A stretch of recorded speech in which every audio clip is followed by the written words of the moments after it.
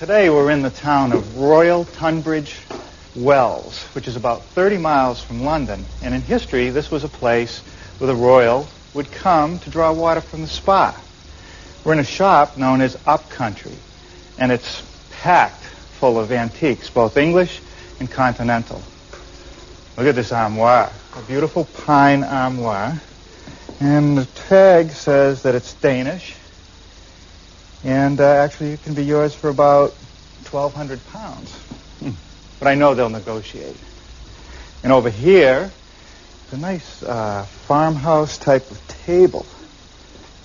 This is French, scrubbed pine. You can still feel the wear of the top. This can be yours for also 1,200 pounds. And if you like, you can even pick up the china. Now, this is an interesting piece. There's a little wooden latch, which allows a pair of the legs to swing around so that the top can flip down. It makes it very portable. And what it's for is wine tasting. You could take the table from vineyard to vineyard, set it up very quickly, and try out the wine. Oh, and look at this. All over Britain, I've been looking at pieces with these wormholes.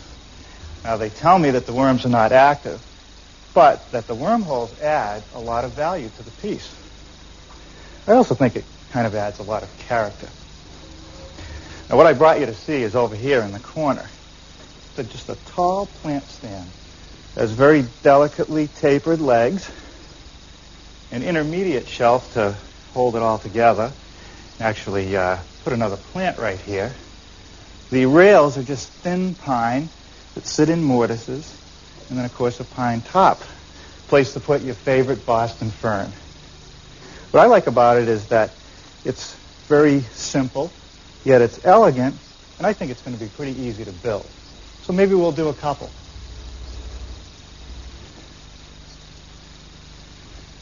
Well, here it is, our version of the antique plant stand. I made it out of pine like the one we saw at Upcountry Antiques, and I maintained the tapered leg. The only difference that I have is that the rail that supports the intermediate shelf is mortised into the leg instead of just nailed onto the inside. Now, before we get started today, I want to talk about shop safety. Be sure to read, follow, and understand all the safety rules that come with your power tools. Knowing how to use your power tools properly will greatly reduce the risk of personal injury. And remember this, there is no more important safety rule than to wear these safety glasses. Now, to start our project today, I want to take this slab of what's called sugar pine that I picked up at my wood outlet and make some leg blanks. Now, it's a soft pine, even softer than the standard C or D select pine that we use on our projects. But it has a very fine grain. It doesn't have this coarse texture. It's very fine and straight, which makes it a good choice for a thin, tapered leg.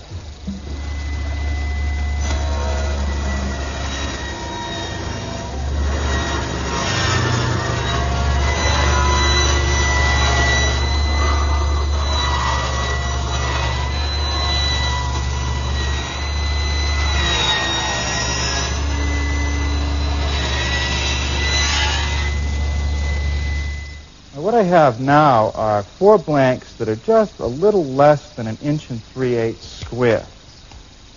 And what I want to do is run the pieces through my surface planer so that they end up being 1 1/4 inches square. So the idea is that all 4 pieces want to be exactly the same.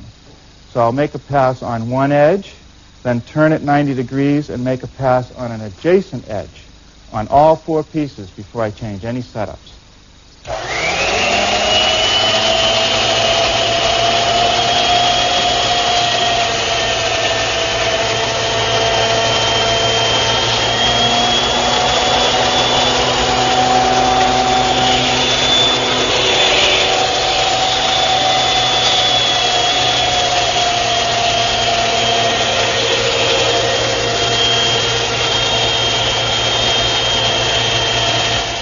On the first pass, I removed about 1/16 of an inch. And because this wood is so soft, I'm now going to be able to take it right to 1 1/4 inches and run the other 2 sides.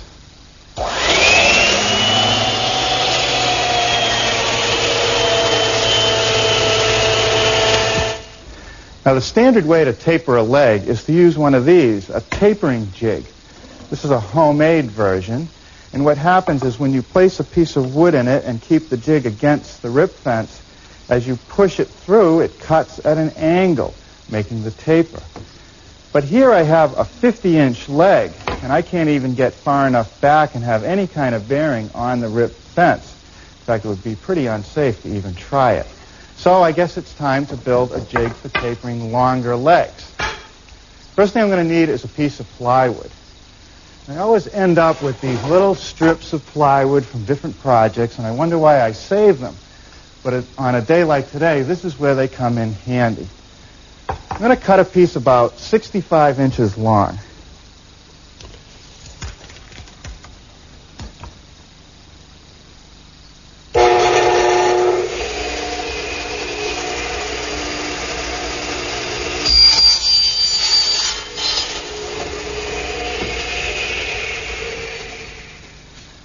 Now this board needs to be about 4 inches wide.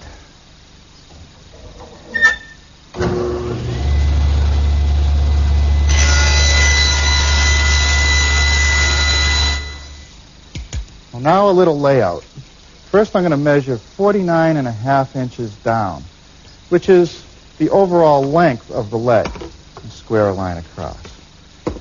I'm going to come up to this end and measure down 5.5 inches. And that's the amount of the leg on the top that I don't want tapered. Put a line across there. Now we'll put a mark at 1.25 inches, the width of the blank as it stands now. And then down here at the line I already made, we're going to put a mark at 15/16. Now we'll just connect those 2 points with a straight edge.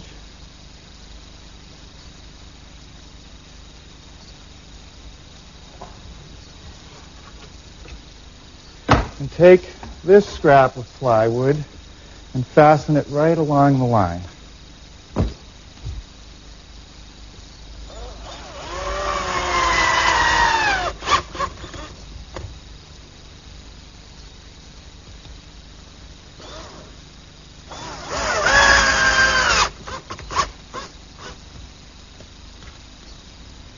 Now a little stop block down at the end against which the leg will rest.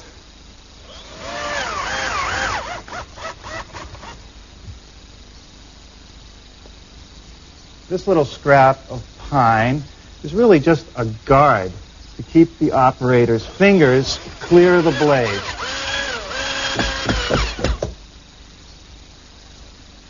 Now let me put one of the blanks on the jig to show you what I'm doing next. I'm going to put this scrap of plywood, which makes it even with the top of the blank, and then fasten this clamp to hold the blank when we push it through the saw.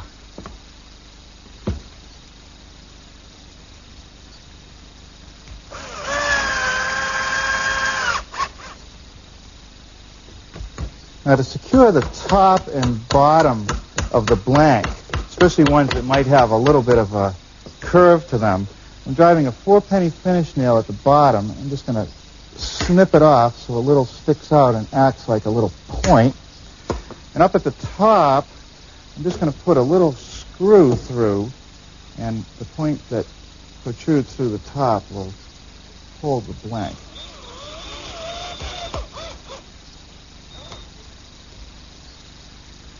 And now we'll give the jig a try. First, I'm going to take the blank and push it up against that bottom pin. Give it a little tap to set it. And up here on the top end, I'm just going to squeeze it down onto the point of that screw and tighten the clamp in the middle. I've installed a feather board on the table saw to hold the jig tightly against the rip fence, which is set at 4 inches.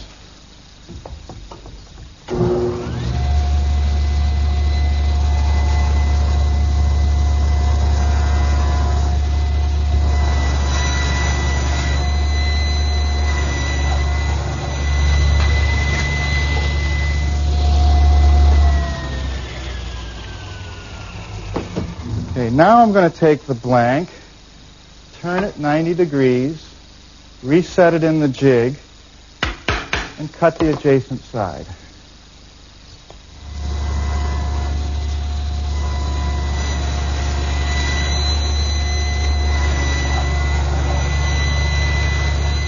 Now the sawing operation leaves the edges a little bit rough, so I'll smooth those using my joiner.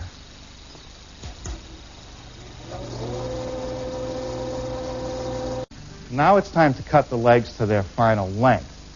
And if you look at the prototype, you notice that the leg flares out in this direction when you look at it from that side. And when you look at it from this side, it also flares out.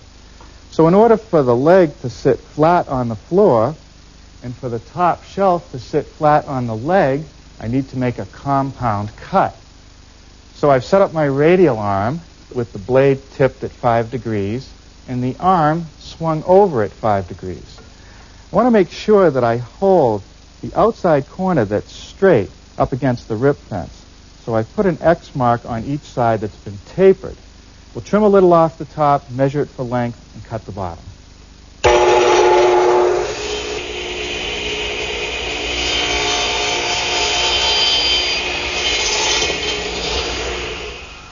The final length of my leg is 49.5 inches.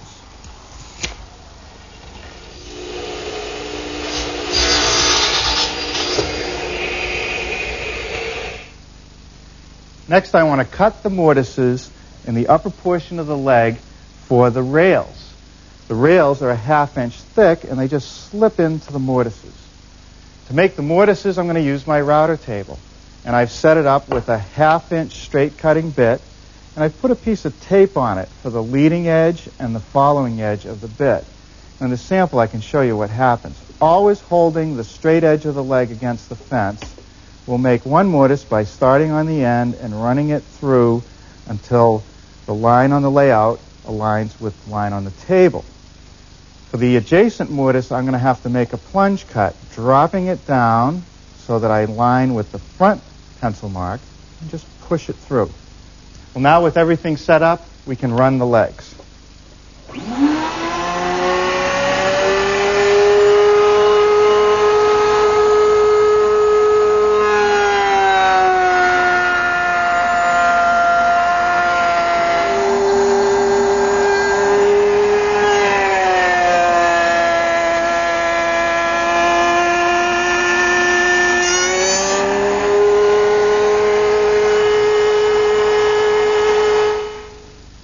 The next step is to make the mortises for these intermediate rails. And to do that, I've moved the fence back about 1/16 of an inch. And that's so the mortise will end up centered in the width of the leg at that point. The height is still the same. Now I have to keep in mind that the straight side of the leg will always be against the fence. I'll make a plunge cut and a mortise that'll end up about 1.25 inches long.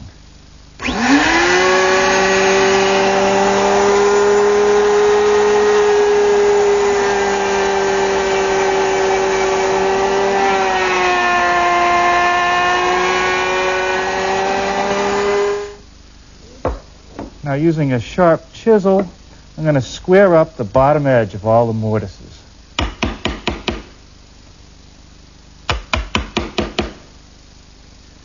The top rails are made from 1/2 inch thick stock, and I've ripped and jointed a piece to 4 inches wide.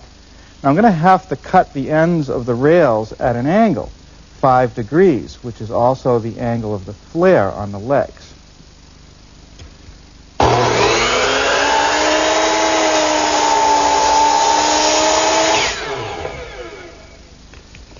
Now the length of the rail measured at the shortest point, which is across the top, is 5 3/4 strong.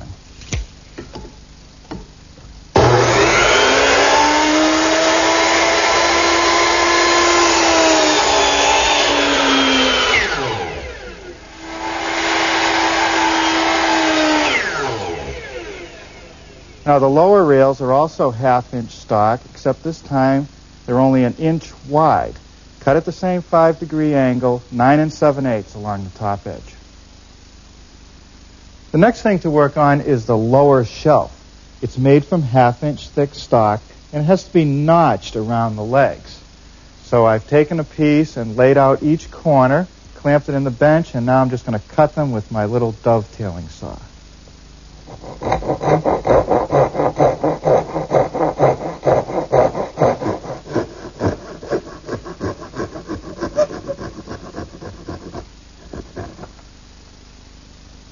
Well, now we can begin to assemble it. I'm going to apply a little bit of glue in all the mortises and some on the ends of all the rail pieces.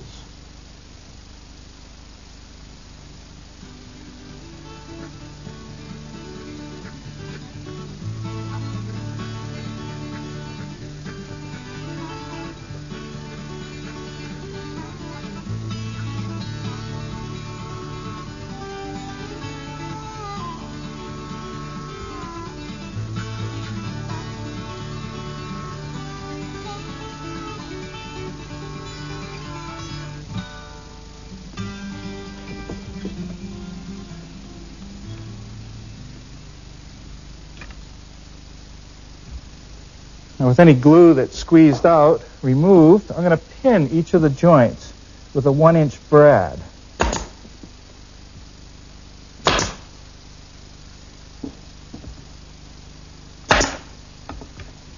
Okay, now let's set this one aside to dry and build another one.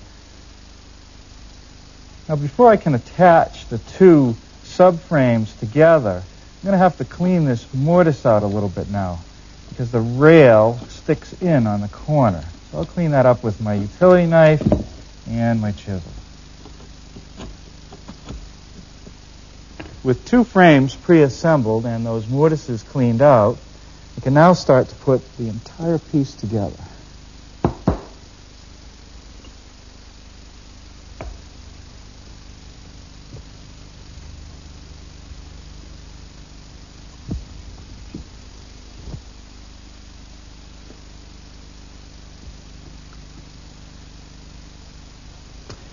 Before I can attach the other pre-assembled frame, I want to put the lower shelf in. And when I made the mortises, I overcut them a bit so I would avoid having to square up another corner.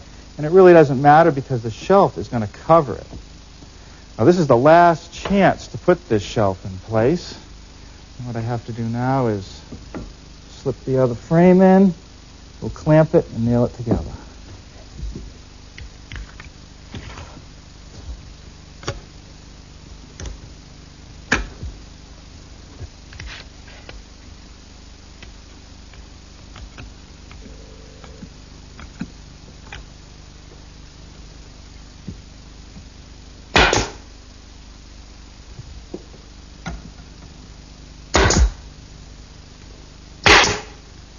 Right, now to secure the shelf, I've just put one nail in each side, no glue.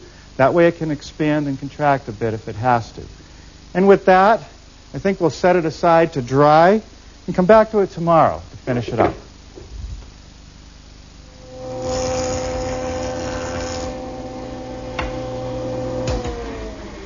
Well, I got started this morning by taking this piece of stock and chamfering the edge using my joiner with the rip fence set at a 45-degree angle. And that's going to become this little molding that dresses up the top shelf. And I find that it's always easier and a lot safer to put the detail on the edge of the molding first and then cut out the smaller piece.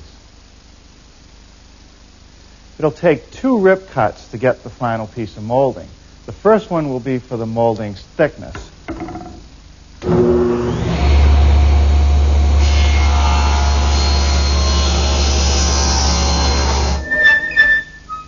And this final pass will give me the width.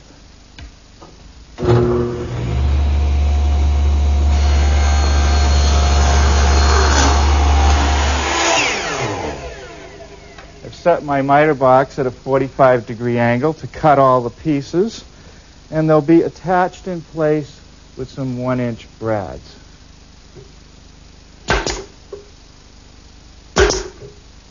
Well, now we'll make the top shelf.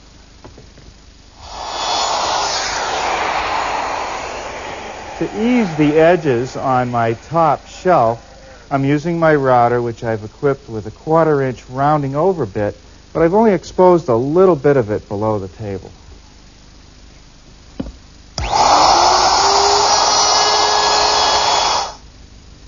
Now, to secure the frame to the top shelf, I'm going to use a wedge that I've cut on each end at a 5-degree angle, because the rails also flare at a 5-degree angle. I cut it a little bit long so that it will just wedge itself in there.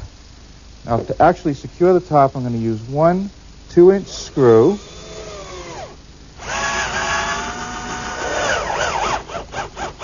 Right in the middle. You know, what that does is secures the top shelf firmly to the base, yet it can still expand and contract with changes in moisture.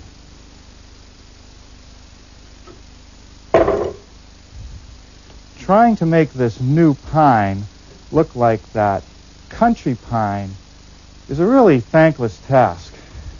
Even the pros over in England, who do it for a living, tell me that unless you're willing to take the piece and maybe dip it in a caustic solution and play around with a lot of different stains, it's still not going to come out looking like the antiques. So we're going to try a couple things of our own. Today I'm putting on a water-based stain. The color is called Spanish Oak. And I'm going to put it on with this foam brush to start, nice and even, and then take a rag and wipe off the excess. I'll do the whole piece, getting it as even as possible. After the stain was completely dry, I applied a coat of sanding sealer. And that's a good choice for the first coat because it fills the pores of the wood and it gives me a proper base for the final finished coat. I sanded everything with 220 grit sandpaper, and I filled the nail holes with this soft putty. Now, it comes in a whole range of colors, and I simply found the one that was closest to my stain color and filled the holes. Now, it's soft, and it won't fall out of the holes later on because it doesn't dry out. With everything tacked down or all the dust removed, I'm ready for the final coat, which will be a gloss polyurethane. It's a water base, so it dries fairly quickly. I'll put on one coat, let it set for about 20 minutes, give it a light sanding, and put on the final coat. And then it'll be ready to use. Hey, look at that. It works. And you know, I think we're getting real close with our combination of stains and polyurethanes to that English country pine look. Norm's back with more new Yankee tricks after the break before the cutting-edge woodworker takes over at 2:30.